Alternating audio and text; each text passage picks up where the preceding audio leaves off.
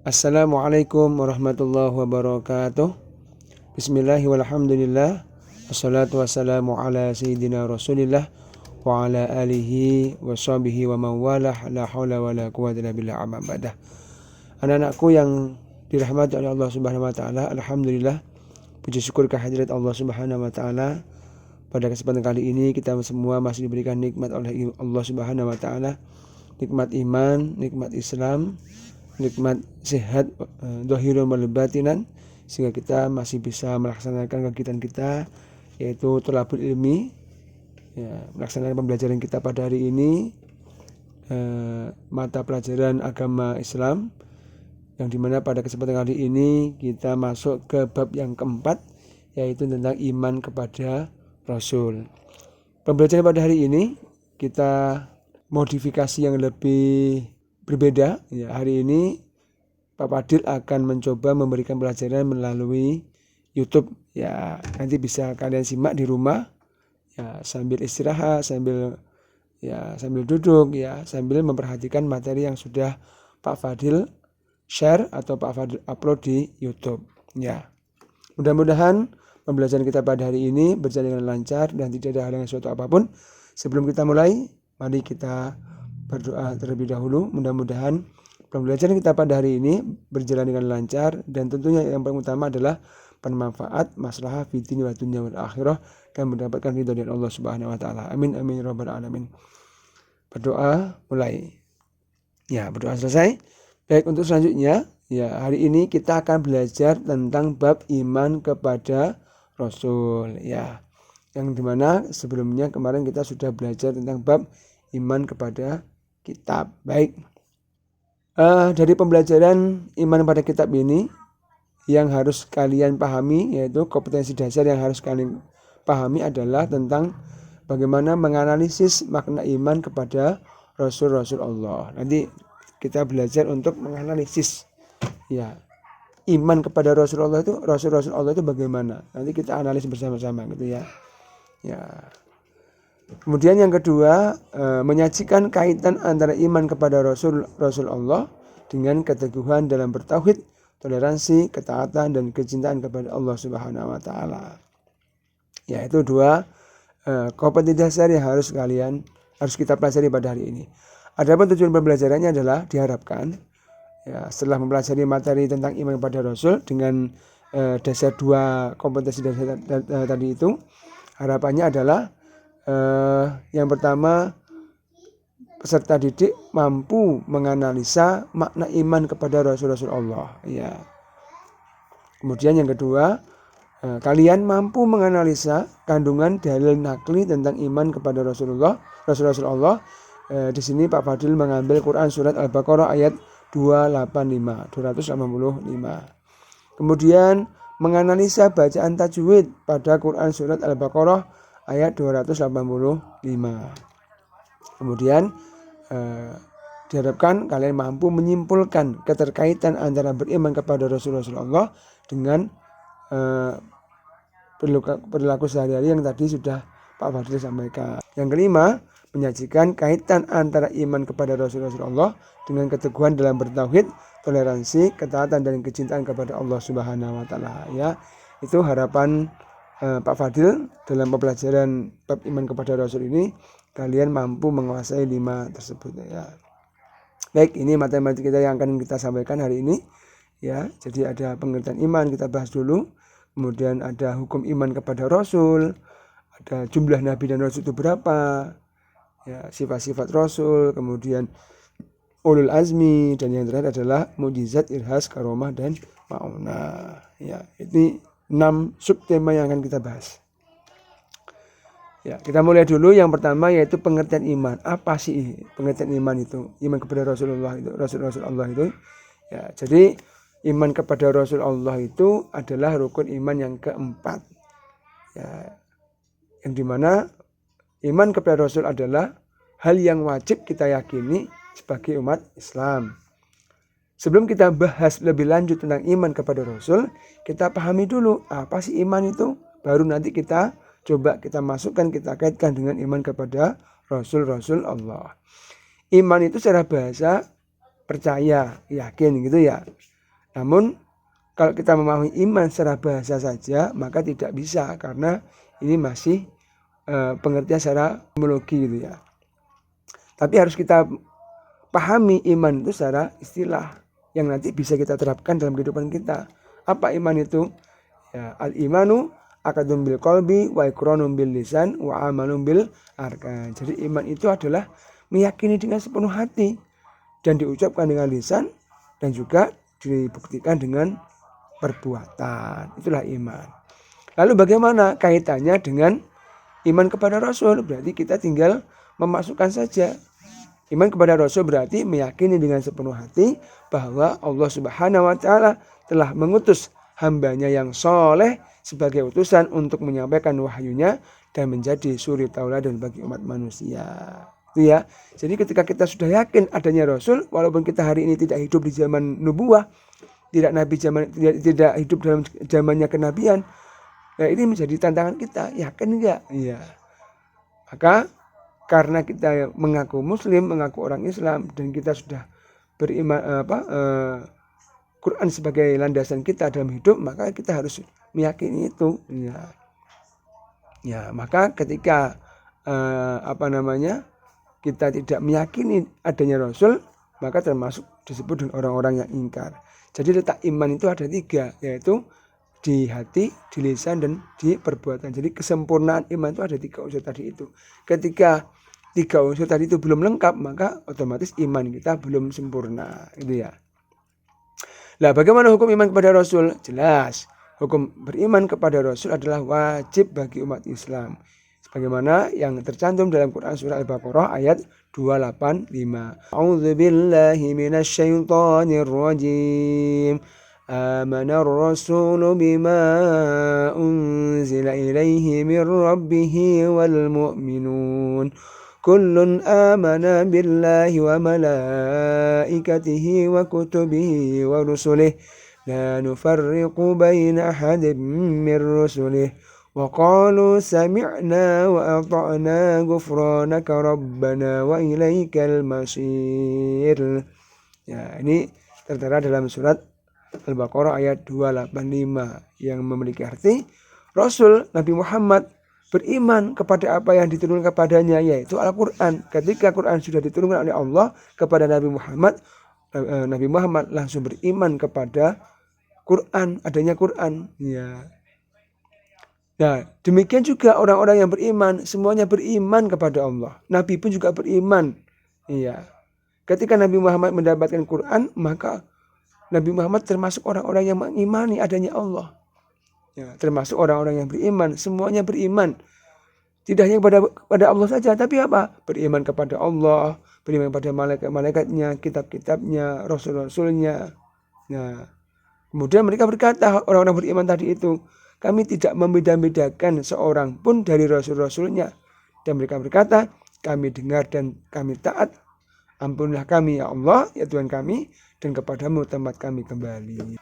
Ada bedanya Rasul sama Nabi, gitu ya. Kalau Rasul adalah seorang laki-laki pilihan yang mendapatkan wahyu dari Allah Subhanahu wa Ta'ala untuk diamalkan dan berkewajiban untuk menyampaikan kepada umat manusia. Sedangkan Nabi adalah seorang laki-laki pilihan yang mendapatkan wahyu dari Allah untuk diamalkan dan tidak berkewajiban menyampaikan kepada umat manusia. Iya jelas, karena Rasul itu utusan, otomatis ketika diutus harus menyampaikan wahyu. Sedangkan Nabi tidak wajib menyampaikan wahyu. Ya. Berapa sih jumlah Nabi itu? Ya, ayo berapa? Ada yang tahu berapa jumlah Nabi? Dalam kitab Al-Mu'jam Al-Fuharas di Ma'ani Al-Quranil Azim, ya ini yang dikarang oleh Wahbah Zuhaili, ya. Menyampaikan bahwasanya hadis yang diriwayatkan oleh Ibnu Hibban, ya. Dalam hadisnya disampaikan bahwasanya ya Rasulullah kamil anbiya, ya. Jadi Abu Dzar bertanya kepada Rasulullah, ya Rasulullah berapa jumlahnya Nabi kamil anbiya? Nabi Muhammad menjawab mi'atu alfin wa ishruna alfan. Qultu ya Rasulullah kami rusuli min dzalik? Qala salasumi'atin wa salasata asyara jam'an ghafiran. Jadi ketika Nabi Muhammad ditanya oleh Abu Dzar, ya Rasulullah berapa jumlah Nabi itu? Nabi Muhammad menjawab, Nabi itu ada 120.000. Ditanya lagi, ya Rasulullah berapa jumlahnya Rasul? Jumlahnya ada 313. Ini hadis yang diriwayatkan oleh Ibnu Hibban dan para ulama muhaddisin menganggap hadis ini sahih. Ya. Diperkuat lagi dari hadisnya Imam Ahmad. Ya. Dari Abu Umamah. Ya Rasulullah, kami wafa'idatul anbiya. Qala mi'atul alfin wa arba'atun wa ishruna alfan. Ar-rasulu min zalik salasu mi'atin wa khamsat asyara zaman wafira. Ditanya, ya Rasulullah, ada berapa jumlah nabi itu? Rasulullah menjawab, nabi itu ada 124.000 orang. Dan di antara mereka ada yang dipilih menjadi rasul sebanyak 350 orang. Dan mereka itu sangat banyak. Jadi kata-kata sangat banyak itu ya tidak terhitung. Jadi Nabi Muhammad ya kira-kira saja antara 120, antara 124, banyak, tidak terhitung. Ada yang mengatakan 312, 315, ya. Semuanya banyak, tidak terhitung. Jadi antara angka-angka yang tercantum dalam hadis itu hanya angka-angka perkiraan karena saking banyaknya. Nah, dari penjelasan di atas, nah dari sekian banyaknya jumlah nabi, baik itu 120 atau 124.000, ada yang 315, 313, maka ya dipilih lagi yang wajib, yang kita ketahui adalah 20 nabi atau rasul yang semuanya telah dijelaskan dalam Al-Quran, gitu ya. Lalu apa saja sifat rasul itu? Ya, ada sifat wajib, ada sifat mustahil, dan ada sifat jaiz. Apa saja sifat wajib bagi rasul? Sidik, yaitu benar, jujur. Tidak mungkin seorang nabi itu tidak berkata benar. Dan tidak mungkin jujur karena nabi itu adalah suri tauladan yang patut kita contoh, maka harus memberikan contoh yang baik. Ya, maka pasti nabi itu adalah orang yang benar cara berkatanya, pasti jujur, tidak pernah berbohong. Ya, apalagi amanah yang dapat dipercaya. Maksud nabi nggak bisa dipercaya kan nggak mungkin. Yang namanya nabi itu pasti bisa dipercaya. Apapun yang diucapkan pasti ada landasannya. Apa landasannya? Ya langsung dari Allah Subhanahu wa taala. Yang ketiga adalah tabligh, yaitu menyampaikan apa yang telah diwahyukan kepada nabi itu oleh Allah Subhanahu wa taala, ya. Yang keempat adalah fatonah, cerdas. Enggak mungkin nabi itu diambil dari orang-orang bodoh, enggak mungkin, pasti cerdas, ya. Walaupun misalkan Nabi Muhammad, ya. Nabi Muhammad kita ketahui mendapatkan gelar yaitu tidak bisa membaca, tidak bisa menulis. Walaupun tidak bisa membaca, tidak bisa menulis, tapi Nabi Muhammad memiliki kecerdasan yang luar biasa. Ya. Yang kedua, sifat mustahil yang tidak mungkin dimiliki Nabi. Ini otomatis kebalikannya dari sifat wajib. Yang pertama, kizib, ini lawan kata dari sidik, yaitu suka berbohong. Yang kedua, khianat, lawan kata dari amanah, yang suka berkhianat. Ya. Kemudian ada kitman, lawan kata dari tabligh, yaitu menyembunyikan. Tidak mungkin wahyu yang diberikan Allah kepada Nabi kemudian wahyu itu diamalkan sendiri, tidak mau disebarkan kepada umatnya, ya nggak mungkin, pasti akan disampaikan. Dan yang keempat adalah baladah, yaitu bodoh, lawan kata dari cerdas. Tidak mungkin, pasti cerdas. Kemudian ada sifat jaiz, yang mungkin dilakukan yang sama dengan manusia yang lainnya. Ya, ada yang tidak mungkin, ada yang mungkin. Ya, yang mungkin itulah sifat manusiawinya seorang nabi, karena memang nabi itu adalah manusia. Ada dua, para ulama sepakat ada dua sifat jaiz yang dimiliki oleh nabi, yaitu al-aradul basyariyah, yaitu sifat-sifat yang semestinya manusia, makan, minum, tidur, berkeluarga, bekerja, itu sudah sifatnya manusia.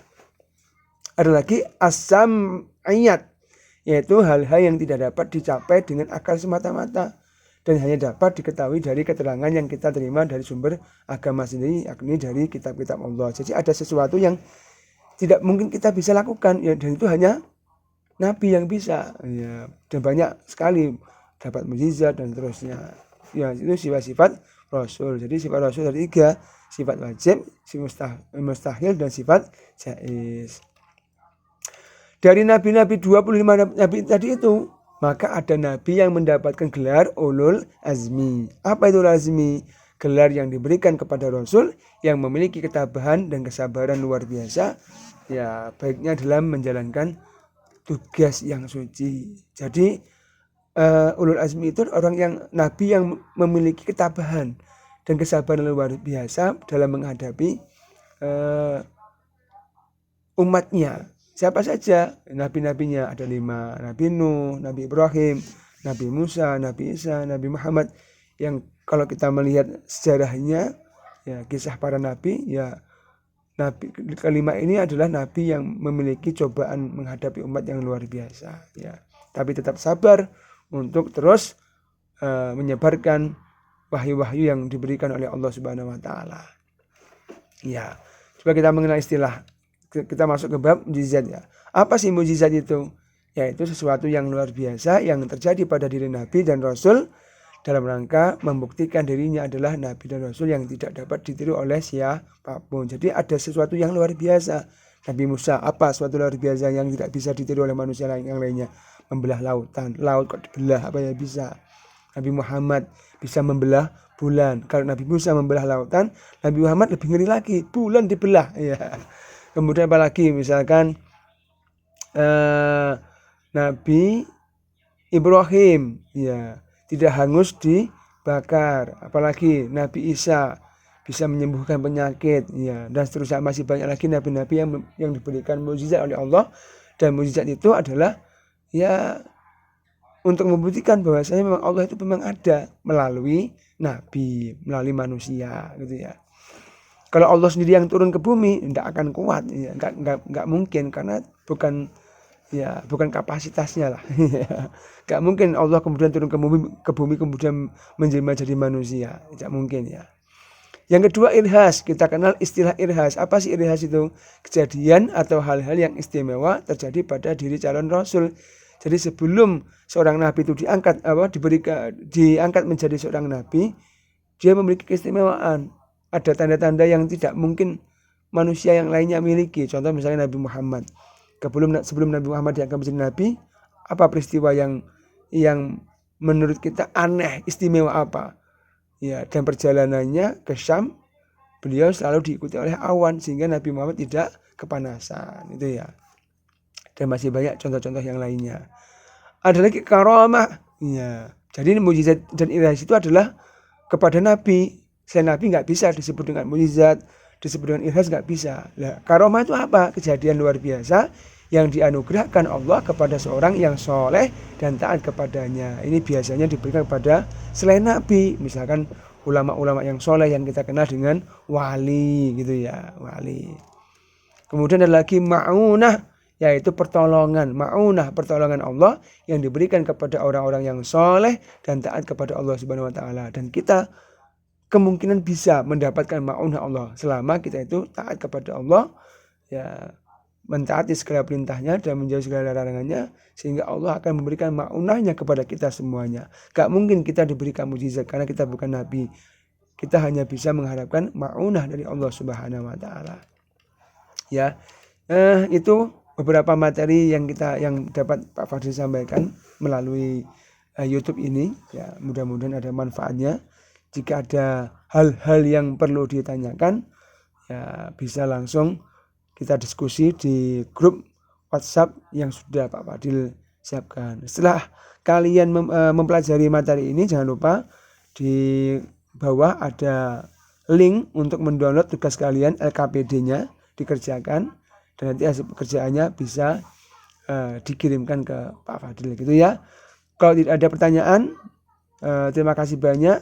Mudah-mudahan materi kita ini bermanfaat dan bisa menambah wawasan kita tentang memahami iman kepada Rasul, dan kita termasuk orang-orang yang bisa beriman. Mudah-mudahan ada manfaatnya. Bila ada salah kata dari Pak Fadil, mohon maaf. Pak Fadil akhiri. Wassalamualaikum warahmatullahi wabarakatuh.